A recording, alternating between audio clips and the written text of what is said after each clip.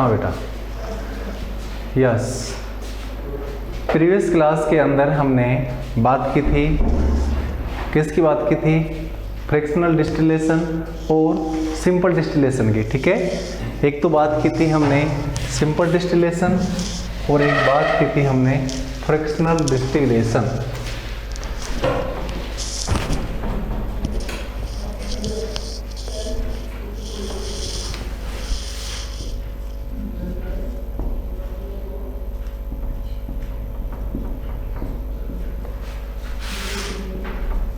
Class है आपकी 9th class, ठीक है बेटा। कौन सी क्लास है आपकी? 9th class. सब्जेक्ट है हमारा साइंस, ठीक है। और टॉपिक क्या था हमारा? सेपरेशन मेथड चल रहे थे, सेपरेशन मेथड्स। इसमें हमने बात की थी पिछले वाले प्रीवियस क्लास के अंदर सिंपल डिस्टिलेशन की और फ्रैक्शनल डिस्टिलेशन मेथड्स की हमने बात की थी। सिंपल डिस्टिलेशन के अंदर मतलब दो मिक्सिबल लिक्विड्स हैं, जिसमें हमने एग्जांपल लिया था एसीटोन प्लस वाटर, ठीक है। एसीटोन प्लस वाटर को सेपरेट करने के लिए हमने जिस मेथड का यूज किया था उसका नाम था सिंपल डिस्टिलेशन, ठीक है। उसके अंदर हमने बताया था कि जिनके बॉइलिंग पॉइंट का जो डिफरेंस है 25 केल्विन से मोर ज़्यादा हो, ठीक है, तो ऐसे सब्सटेंस को सेपरेट करने के लिए हम यूज करते हैं सिंपल डिस्टिलेशन मेथड का, ठीक है। उसके बाद जो दूसरा हमारा मेथड था उसका नाम था fractional distillation. Fractional distillation method का यूज वहां करते हैं जहां पे बॉइलिंग पॉइंट का जो डिफरेंस है वो लेस देन 25 केल्विन से कम हो, और वहां पे हमने सेपरेट किया था पेट्रोलियम सब्सटेंस, ठीक है। पेट्रोलियम सब्सटेंस के अंदर डीजल, पेट्रोल, केरोसिन, कोलतार, चारकोल, इनको सेपरेट करने के लिए हम वहां पे यूज कर रहे थे, ठीक है। आज हमारा जो नेक्स्ट टॉपिक है, सभी प्रॉपर पोजीशन में बैठे, सीधे बैठे, ठीक है। Take proper position. सभी को अपनी मेरी आवाज आ रही है सभी के पास? थंब का इंप्रेशन दें, कमेंट बॉक्स में टाइप करें। कल आपने जो डायग्राम बनाया था वो रह गया था, क्लास डिस्कनेक्ट हो गई थी, हाँ बेटा, ठीक है। तो वो जो डायग्राम तुम्हारी बुक्स के अंदर भी दे रखे हैं, एक तो सिंपल डिस्टिलेशन का और एक फ्रिक्शनल डिस्टिलेशन का। बस जो फ्रिक्शनल डिस्टिलेशन है उसके अंदर और जो सिंपल डिस्टिलेशन है उसके अंदर एक ही डिफरेंस है कि वहां पे जो फ्रिक्शनल डिस्टिलेशन है उसके अंदर फ्रिक्शनल कॉलम भी लगा हुआ था, जबकि सिंपल डिस्टिलेशन के अंदर फ्रिक्शनल कॉलम नहीं था, ठीक है। दोनों डायग्राम्स आपको बनाने हैं, ठीक है। अब हम बात करते हैं, अगला आज हमारा टॉपिक है how can we obtain different gases from air. How can we obtain, आज का टॉपिक है हमारा how can we obtain different gases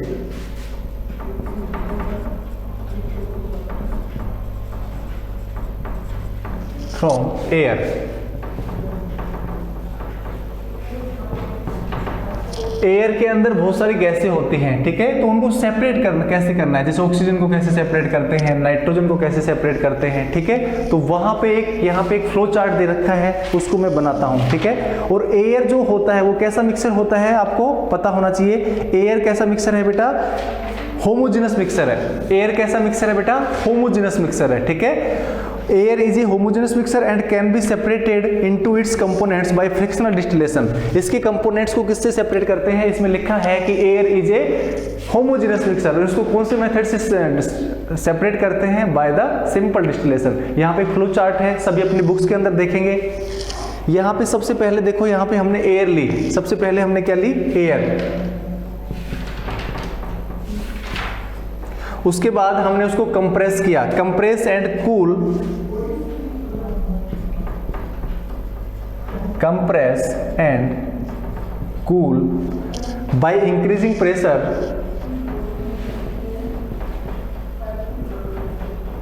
by increasing pressure and decreasing temperature, decreasing temperature. उसके बाद हमने क्या किया, जब हम ऐसा करते हैं तो वो एयर कन्वर्ट हो जाती है लिक्विड एयर के अंदर,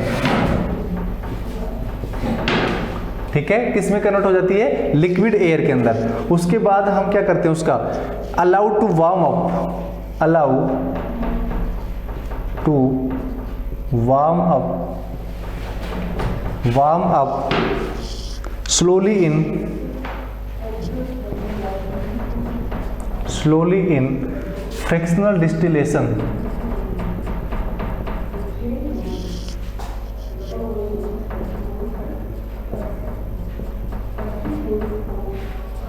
ठीक है, फ्रैक्शनल डिस्टिलेशन कॉलम। उसके बाद हम करते हैं गैसेस गेट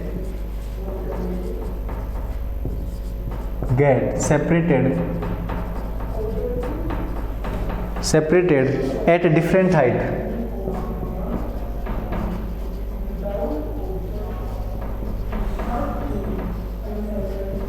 उसके नीचे पे लिख रखा है, नीचे यहाँ पे दे नहीं रखा, आएगा नहीं, ठीक है, मैं ऊपर बना देता हूँ। यहाँ पे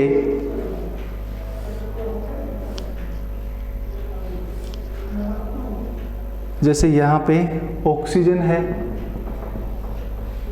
उसका आर्गन है, और उसके बाद है nitrogen.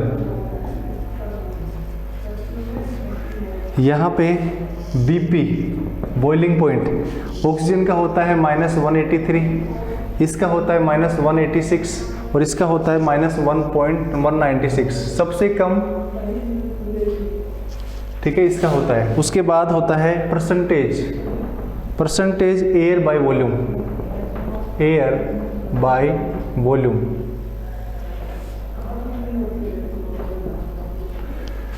Percentage air by volume इसका होता है 29.9%, 20.9%, इसका होता है 0.9% और इसका होता है 78.1%, ठीक है बेटा। ये डायग्राम आपको बनाना है, ठीक है, इसके नीचे ये वाला पोर्शन भी आपको बनाना है, ठीक है। सभी को समझ में आ रहा है क्या? हाँ, देखो इसमें, वेरी गुड। सबसे पहले how can we obtain different gases from air. Air के अंदर जैसे हमें ऑक्सीजन को सेपरेट करना है, आर्गन को सेपरेट करना है, नाइट्रोजन को सेपरेट करना है, ठीक है। उसके लिए हम क्या लेंगे, सबसे पहले हम एयर लेंगे, ठीक है, क्या लेंगे, एयर।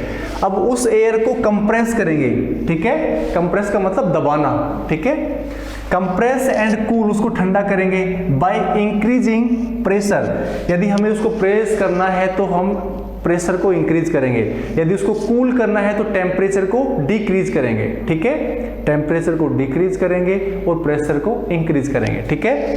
तो यहाँ पे दोनों चीज ध्यान रखना, increasing pressure and decreasing temperature.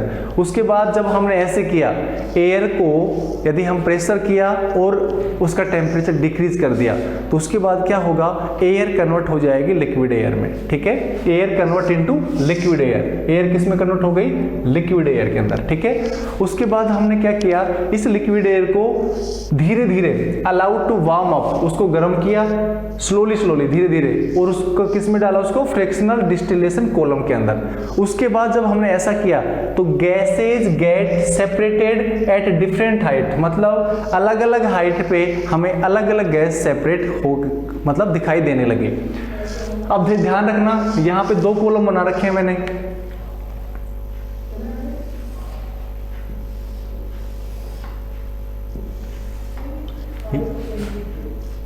एक तो है यहाँ पे ऑक्सीजन, एक है आर्गन, एक है नाइट्रोजन।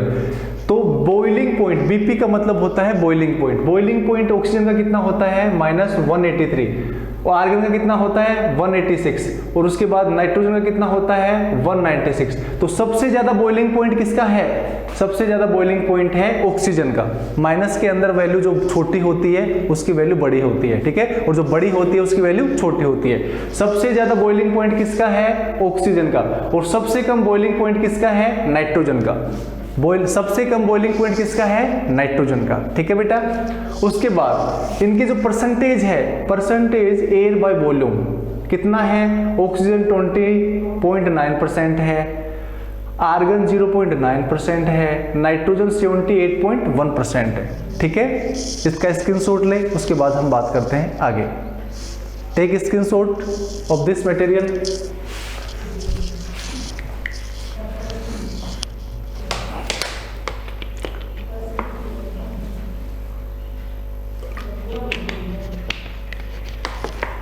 उसके बाद बुक निकालो, बुक के अंदर एक डायग्राम दे रखा है, डायग्राम 2.12 है। सभी एक बुक निकालें और बुक के अंदर एक डायग्राम है, डायग्राम नंबर है 2.12 है। ठीक है, सभी डायग्राम निकालें। Open the book. इसमें देखो, इस डायग्राम दिख रहा है सभी के पास। डायग्राम नंबर 2.12 है, डायग्राम है 2.12 है, 2.12 है। ठीक है, ये डायग्राम आपको बनाना है अपनी नोटबुक के अंदर। ठीक है, देखो एक बार, इसमें सबसे पहले हमने क्या किया, एयर, एनवायरनमेंट के अंदर जो एयर है उसको क्या किया बेटा, फिल्टर किया। एयर को क्या किया, फिल्टर किया।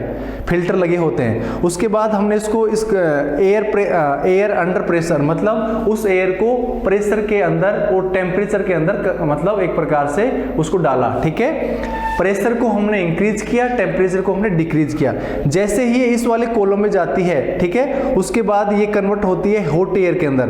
हॉट एयर के बाद में ये जो अगला जो ब्लॉक है, इसके अंदर वाटर आ रहा है। जैसे कंडेंसेशन था ना, ठंडा पानी आ रहा है इसके अंदर। ठंडा पानी ऐसे मतलब उसके अंदर कुंडली के रूप में आ रहा है। ठीक है, ठंडा पानी डाल रहे हैं और पानी बाहर निकल रहा है। जब ये हॉट एयर इससे टकराती है तो हॉट एयर जो है वो कन्वर्ट होती है लिक्विड के अंदर।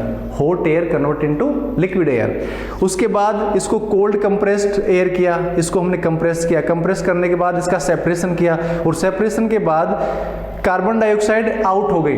और कार्बन डाइऑक्साइड जो आउट हुई वो किस में है, ड्राई फॉर्म में और सॉलिड फॉर्म में है। ठीक है, उसके बाद हमने इसको आगे किया। आगे करने के बाद लिक्विड एयर, ठीक है, एक्सपेंशन जेट लगा हुआ है। उसके बाद नाइट्रोजन बाहर निकल गई, आर्गन बाहर निकल गई, किसमें से, फ्रिक्शनल डिस्टिलेशन कॉलम से। ठीक है, उसके बाद आगे की तरफ निकल रही है, सबसे लास्ट में निकल रही है, क्या निकल रही है सबसे आगे, लिक्विड ऑक्सीजन। क्या निकल रही है सबसे आगे, लिक्विड ऑक्सीजन।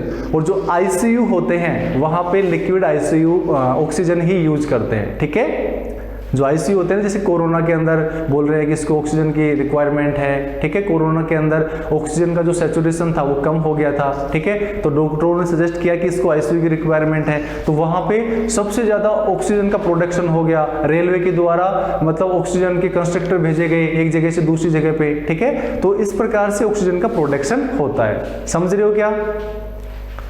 वेरी गुड बेटा। ठीक है, हाँ, जिसके पास बुक्स नहीं है वो बुक्स परचेज कर लें। ठीक है बेटा, जिसके पास बुक्स नहीं है वो बुक्स परचेज कर लें। और ये जो डायग्राम नंबर 2.12 है वो आपको बनाना है। ठीक है बेटा, इसका स्क्रीनशॉट ले, उसके बाद बात करते हैं आगे।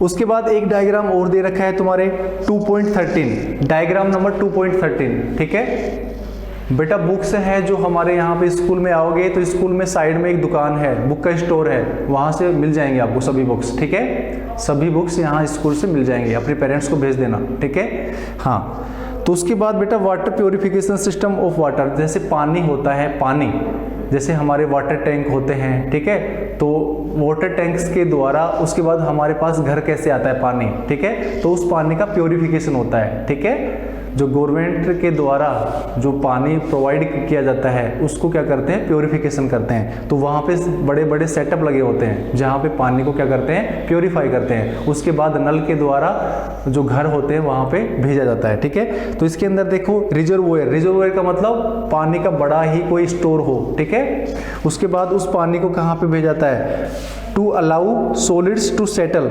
सेडिमेंटेशन टैंक, मतलब उसको सेडिमेंटेशन टैंक में भेजा जाता है जहाँ पे उस पानी के अंदर जितने पार्टिकल्स हैं वो सेटल डाउन रहते हैं, मतलब उसके अंदर सेटल डाउन रहते हैं। पुरानी बुक्स चल जाएगी क्या? हाँ चल जाएगी बेटा, एनसीईआरटी की होनी चाहिए लेकिन आरबीएससी की नहीं होनी चाहिए। ठीक है, जो एनसीईआरटी की जो पिछले साल बच्चों ने पढ़ी थी वो बुक्स चल जाएगी, ठीक है, क्योंकि पिछली बार भी एनसीईआरटी था और अभी भी एनसीईआरटी है, आगे भी एनसीईआरटी होगा, ठीक है। उसके बाद हम बेटा क्या करते हैं इसको, to sediment the suspended impurities, मतलब जो लोडिंग टैंक होता है उसके अंदर इसको आगे प्रोसेस करते हैं। उसके बाद एक फिल्ट्रेशन टैंक होता है जिसके अंदर वाटर, फाइन सैंड, सबसे नीचे की तरफ फाइन सैंड है, ग्रेवल है, उसके बाद कोर्स ग्रेवल है, ठीक है। उसके बाद अब पानी के अंदर जितनी भी इंप्योरिटी थी वो सब नीचे बैठ गई, सेडिमेंट हो गई। उसके बाद हमने क्या किया, क्लोरीनेशन टू किल बैक्टीरिया, मतलब यदि उस पानी के अंदर बैक्टीरिया है तो उसको उसके अंदर हम डालते हैं लाल दवा, बोलते हैं ना कि पानी के अंदर दवाई डली हुई है तो पीने का अच्छा नहीं लग रहा है आज, तो उसके अंदर डालते हैं KMnO4। क्या डालते हैं उसके अंदर, KMnO4, इसको लाल दवा बोलते हैं, KMnO4, इसको बोलते हैं पोटेशियम परमैंगनेट, ठीक है। क्या बोलते हैं इसको, पोटेशियम परमैंगनेट बोलते हैं, लाल दवा बोलते हैं इसको, ठीक है। इसको रेड मेडिसिन बोलते हैं, रेड मेडिसिन, और इसका नाम होता है पोटेशियम परमैंगनेट, ठीक है, पोटेशियम परमैंगनेट होता है। उसके बाद क्लोरीनेशन करने के बाद उसमें जो बैक्टीरिया होते हैं वो किल हो जाते हैं। उसके बाद उसको पानी को घरों के अंदर भेज दिया जाता है, ठीक है। तो ये होती है एक प्रकार से वाटर की प्रोसेस, कि एक जो पानी होता है उसको कैसे प्योरीफाई करते हैं। तो दोनों ये डायग्राम आपको अपनी नोटबुक के अंदर ड्रॉ करने हैं, ठीक है बेटा। अब उसके बाद अगला जो सेपरेशन मेथड है उसकी बात करते हैं, क्रिस्टलाइजेशन मेथड, ठीक है।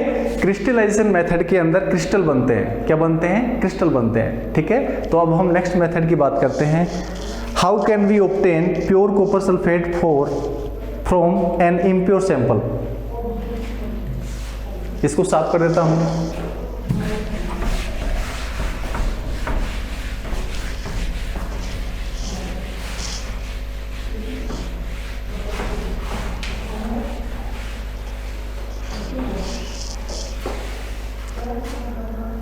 How can we separate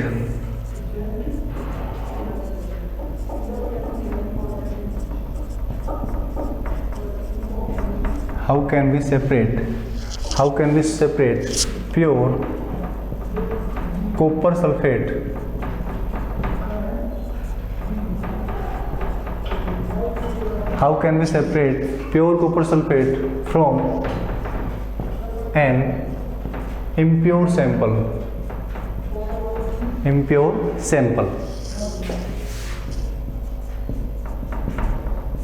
ठीक है बेटा। जो इम्प्योर जो सैंपल है उसमें सर कौन सी डायग्राम ड्रॉ करना है, डायग्राम नंबर 2.12 और डायग्राम नंबर 2.13, ठीक है, दोनों डायग्राम नंबर 2.12 और डायग्राम नंबर 2.13, ठीक है। हाँ, अब हमारा अगला मेथड है, यहाँ पे हम लिखते हैं वी कैन सेपरेट, यहाँ पे हम लिखते हैं we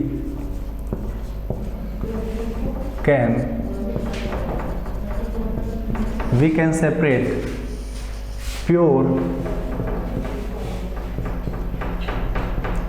pure copper sulphate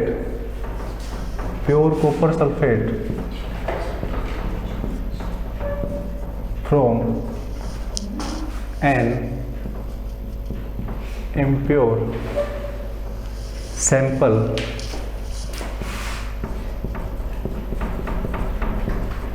by crystallization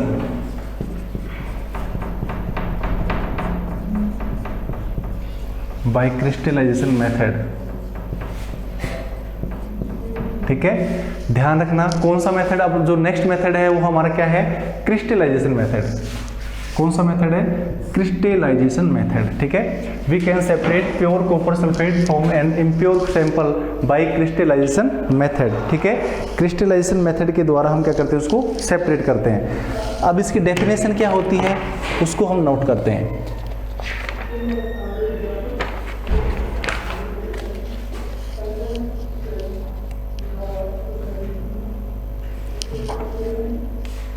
इसमें लिखना we can separate pure copper sulphate from an impure sample by crystallization method, ठीक है।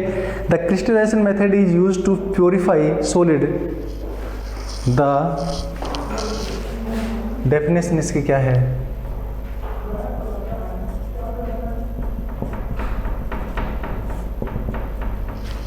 The crystallization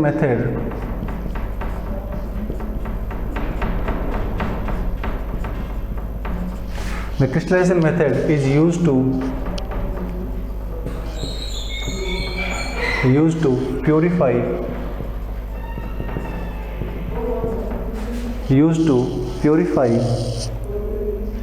solids, purified solids, ठीक है। द क्रिस्टलाइजेशन मेथड, यहाँ पे लिखना method, the crystallization method is use to purify solids. जो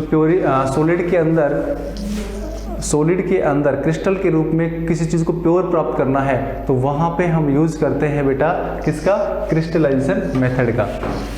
हाँ बेटा, सर कुछ राइट भी करना है या सिर्फ डायग्राम ही ड्रॉ करना है? बेटा डायग्राम ही ड्रॉ करना है, ठीक है, और वो जो भी मैंने फ्लो चार्ट बनवाया वो उसमें बनाना है, ठीक है। हाँ बेटा, वेरी गुड। हाँ, तो उसमें मैंने लिखा crystallization is a process, crystallize method is use to purify solids, ठीक है।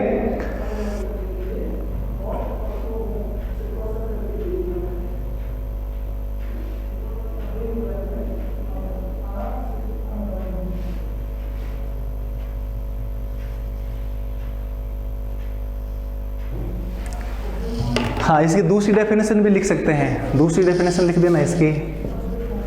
Crystallisation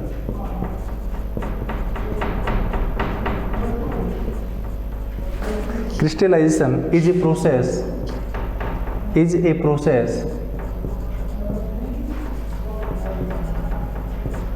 that separates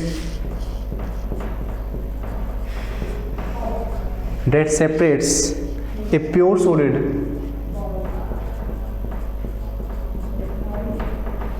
solid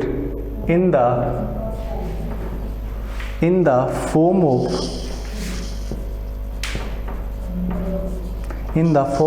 its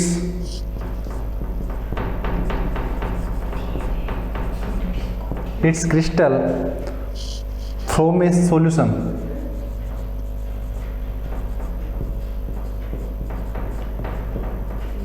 a solution, ठीक है। उसके बाद ये लिखना है crystallization is better technique than evaporation. Crystallisation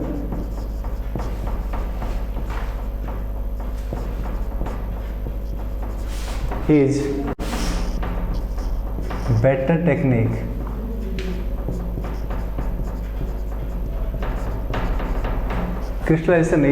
technique than evaporation,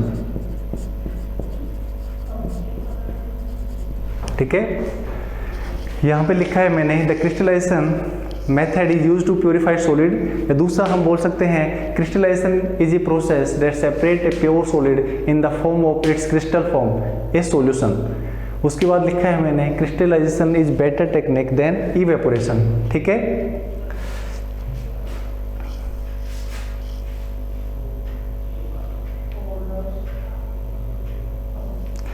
अब इसकी जो एक्टिविटी नंबर है, एक्टिविटी है आपकी 2.9, एक्टिविटी है 2.9, ठीक है। इसके बारे में बताते हैं। अब हम बात करते हैं एक्टिविटी 2.9 के बारे में। यहाँ पे हमें डेफिनेशन लिखनी है, ठीक है। उसके बाद बात करते हैं हम एक्टिविटी, इस वाले क्रिस्टलाइजेशन मेथड्स के अंदर जो एक्टिविटी है उसके बारे में हम बात करते हैं, ठीक है।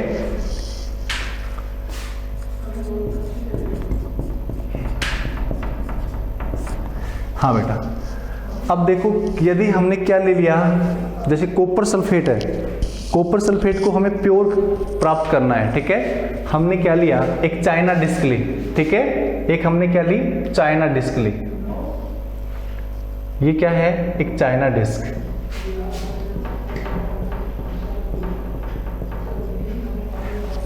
ठीक है बेटा। इसमें हमने क्या डाल दिया, copper sulphate plus water. Copper sulphate को किस में डिजोल्व कर दिया, वाटर के अंदर हमने डिजोल्व कर दिया। अब हमने क्या किया,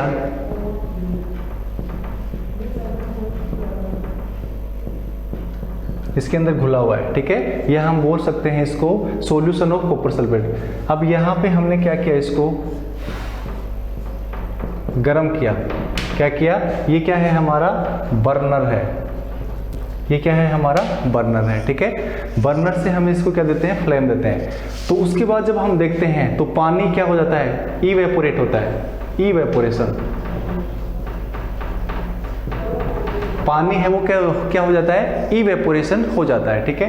उसके बाद हम क्या करते हैं, इस चाइना डिस्क को नीचे उतारते हैं, ठीक है। अब इसके अंदर मतलब गाढ़ा, एक प्रकार से गाढ़ा गाढ़ा इसके अंदर सॉल्यूशन भरा हुआ है, इसको बोलते हैं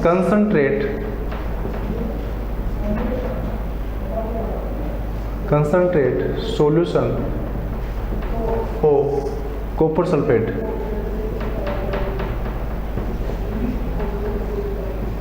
ठीक है। अब इसको हम क्या करते हैं, आइस बॉक्स में रख देते हैं। जैसे कोई आइस का बॉक्स है, यहाँ पे आइस है, ठीक है। क्या है यहाँ पे, आइस है। तो आइस बॉक्स, ये क्या है यहाँ पे, आइस है। और इसको आइस बॉक्स को क्या कर देते हैं, बंद कर देते हैं, ठीक है। जब हम कुछ समय बाद में इसको ऑब्जर्व करते हैं, ठीक है, 5 से 7 घंटे बाद में जब इसको ऑब्जर्व करते हैं,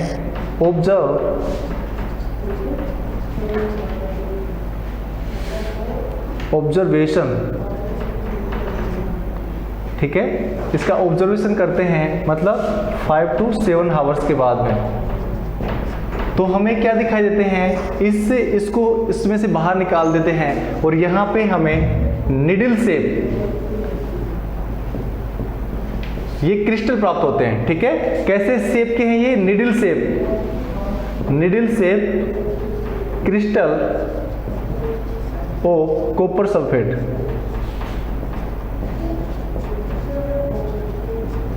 और कॉपर सल्फेट के कैसे क्रिस्टल है, ये प्योर क्रिस्टल है। और यहां पे हमने कैसा लिया था, इम्प्योर लिया था। ये कैसा था, इम्प्योर, ठीक है। दोबारा से देखना, यहाँ पे हमने क्या किया, इम्प्योर कॉपर सल्फेट लिया, प्लस में उसमें वाटर डाला। वाटर डालने के बाद ये पानी के अंदर डिजोल्व हो जाता है। इसको गर्म करते हैं, गर्म करने के बाद इवेपोरेशन होता है। इवेपोरेशन के बाद पानी भाप बन के उड़ जाता है। यहाँ पे हमें प्राप्त होता है concentrate solution of copper sulphate. इसको हम आइस बॉक्स में रखते हैं। आइस बॉक्स में रखने के बाद जब हम 5 से 7 घंटे बाद में उसका ऑब्जर्वेशन करते हैं तो हमें इस चाइना डिस्क के अंदर निडल शेप क्रिस्टल हमें प्राप्त होते हैं। और ये जो निडल शेप क्रिस्टल होते हैं ये प्योर होते हैं। These are the pure crystals of copper sulphate, ठीक है।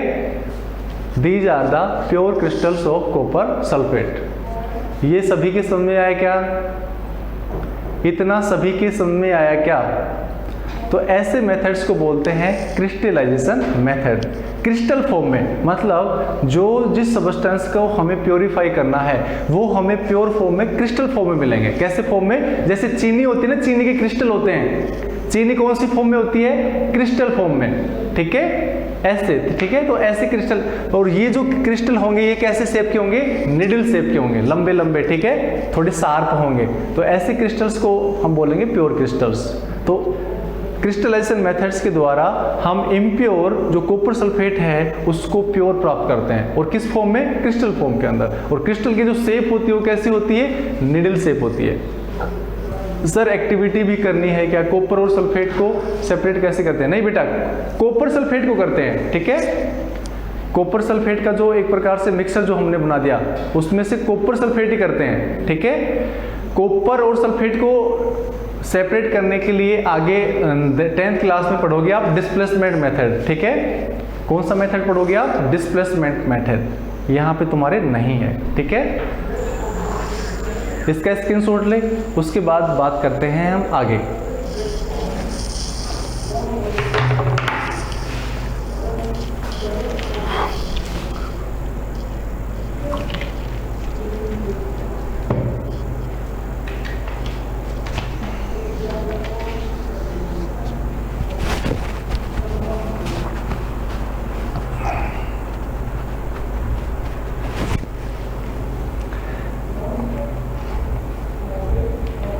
हाँ बेटा, उसके बाद सुनो,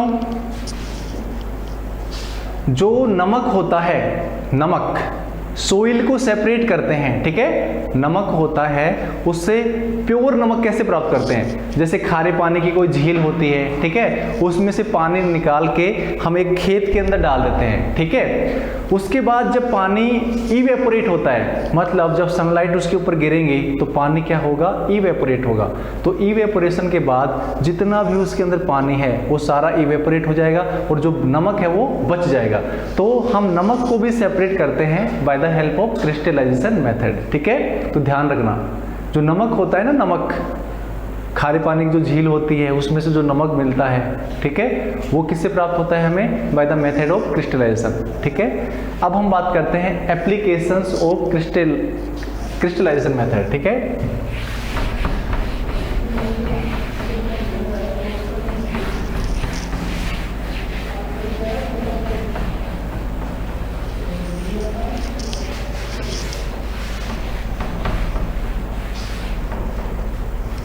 उसके बाद हमारा नेक्स्ट मेथड है application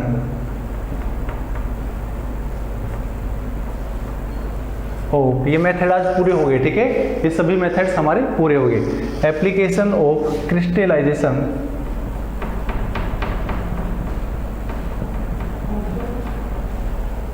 application of crystallization method.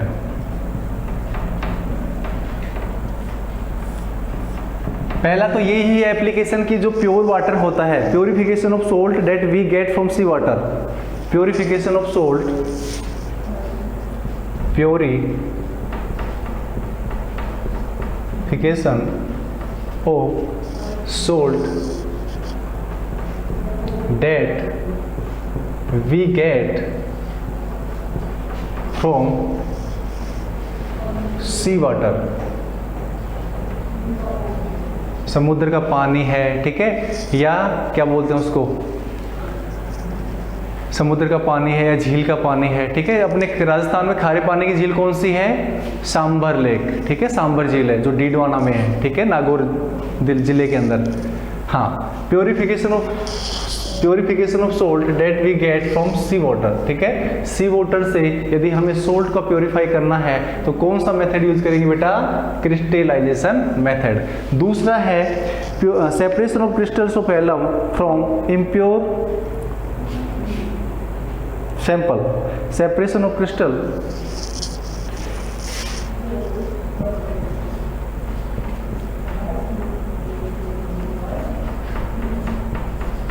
Separation of crystal of alum, और एलम को बोलते हैं फिटकरी, क्या बोलते हैं बेटा इसको, फिटकरी। Separation of crystal of alum from its impure sample, ठीक है। और जो एलम होता है उसका फॉर्मूला लिख लेना, K2SO4 Al2SO4 का होल थ्राइस और 24H2O। It is the chemical formula of फिटकरी, ठीक है। इसका केमिकल फॉर्मूला क्या है बेटा, ये है K2SO4 Al2SO4 का होल थ्राइस डॉट 24H2O, ठीक है। It is the chemical formula of फिटकरी। तीसरा तो ये भी हमने किया ही है, separation of crystals of copper sulfate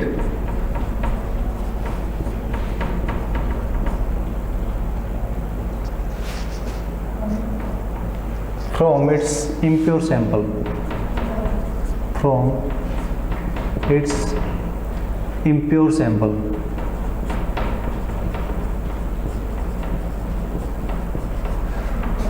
और जो कॉपर सल्फेट होता है उसका फॉर्मूला होता है CuSO4, ठीक है।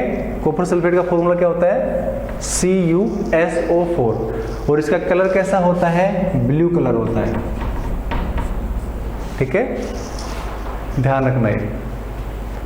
तो तो यहाँ पे दोबारा से देखो, एप्लीकेशंस ऑफ क्रिस्टलाइजेशन मेथड के अंदर हमने देखा purification of salt, purification of salt that we get from sea water. Sea water के अंदर जो सोल्ट होता है उसका प्योरिफिकेशन होता है किसके द्वारा? By the method of crystallization. ठीक है। दूसरा है separation of crystals, separation of crystal of alum. Alum बोलते हैं फिटकरी को। ठीक है। एलम किसको बोलते हैं? फिटकरी को। ठीक है। और यदि किसी के ब्लड निकल रहा है और ब्लड निकल रहा है तो वहाँ पे यदि हम फिटकरी लगा लेते हैं तो ब्लड रुक जाता है। ठीक है। तो कोगुलेशन का काम भी करती है। ठीक है। थक्का बनाने का काम करती है। जैसे नाई होता है, नाई के पास होती है ना फिटकरी। ठीक है। यदि सेविंग कर रहा है, कट जाता है तो वहाँ पे फिटकरी लगा देता है, तो उससे उसका ब्लड रुक जाता है। ठीक है। उसके बाद देखो from its impure sample, impure sample है उसमें से हमें क्रिस्टल को सेपरेट करना है, तो कौन सा मेथड यूज करेंगे? Crystallization method. उसके बाद है separation of crystals of copper sulphate. Copper sulphate के जो क्रिस्टल्स हैं उनको सेपरेट करने के लिए हम किसका यूज करते हैं? क्रिस्टलाइजेशन मेथड का। ठीक है। उसके बाद मैंने बताया था एलम का फॉर्मूला होता है K2SO4 Al2SO4 का होल थ्राइस और 24H2O, और यहाँ पे आपको डॉट लगाना है। ठीक है। ये कंप्लीट फॉर्मूला है। उसके बाद कॉपर सल्फेट का जो फॉर्मूला होता है CuSO4। ठीक है। हाँ बेटा, इसका स्क्रीनशॉट ले, उसके बाद हम आगे बात करते हैं।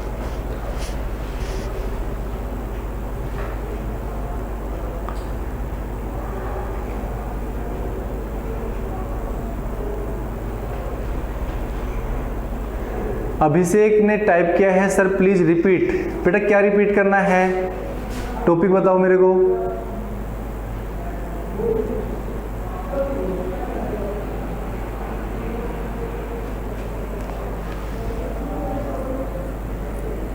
टाइप करो, क्या रिपीट करना है?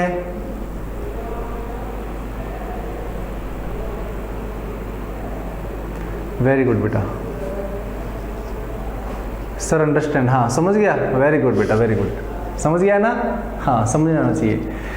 अब देखो बेटा, हमने सारे सेपरेशन मेथड हमने यहाँ पे देख लिए हैं। ठीक है। अब मैं उनको लिस्ट बनाता हूँ कि कौन कौन से सेपरेशन मेथड हमने यहाँ पे देखे हैं। ठीक है। इसको साफ कर देता हूँ।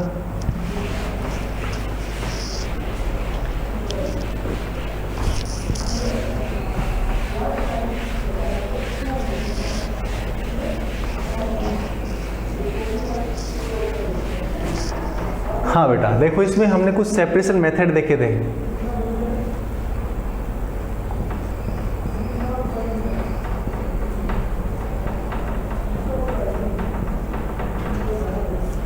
जिसमें हमने इस चैप्टर में जिक्र किया था। ठीक है। जैसे हमारा था इवेपोरेशन। ठीक है। उसके बाद हमने देखा था क्या? सब्लिमेशन।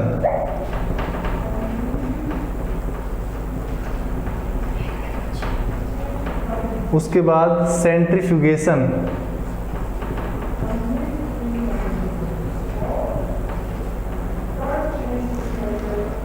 उसके बाद टाइप कर सकते हो आप भी, हाँ सेंट्रीफ्यूगेशन। उसके बाद सेपरेटिंग फनल।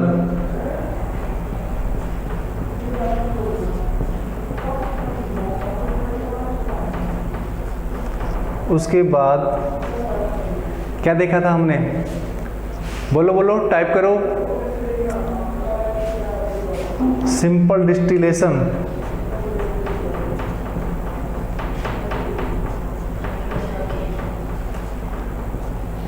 Frictional distillation.